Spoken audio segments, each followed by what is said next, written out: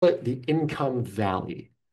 Again, this is the limit of my artistic skills, but you can see here, I've got kind of two different sides to the valley here.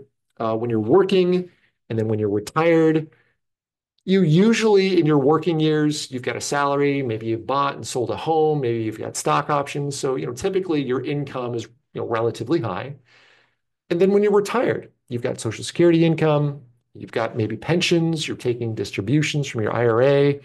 I didn't put it there, but maybe also you sell a home in retirement, those kind of things. So that's usually when you're at, peak income is working and then a little bit lower is retired. But let's say that you retire at 62 and you don't start collecting Social Security immediately. Let's say you don't start your pensions or IRA distributions for a few years.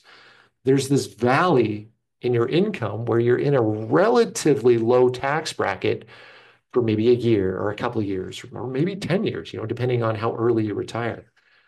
And I'm using this example of working versus retired as an illustration of the income valley, but it could also be maybe you're going to take a sabbatical from work. Maybe you're going to take a year off, and all of a sudden you're in a really high income tax bracket. And then during that sabbatical, you're in a really low income tax bracket.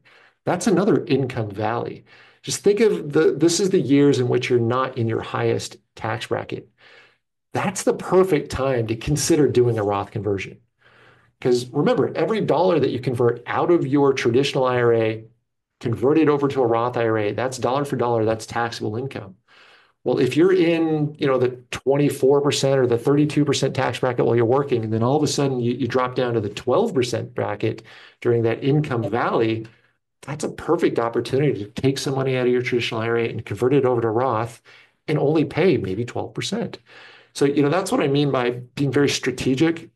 Having tax-free income later in life through a Roth is great, but you want to do it very strategically depending on what your income is, what tax bracket you're in. So again, there's no limit on how much you can convert, but just know, if you do a huge Roth conversion, that might bump you up a couple of tax brackets.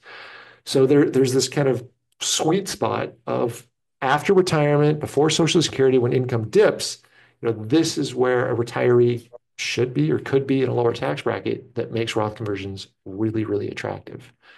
And this is one where it's a year by year thing. Let's come up with a plan for this year and then kind of reevaluate each year after that.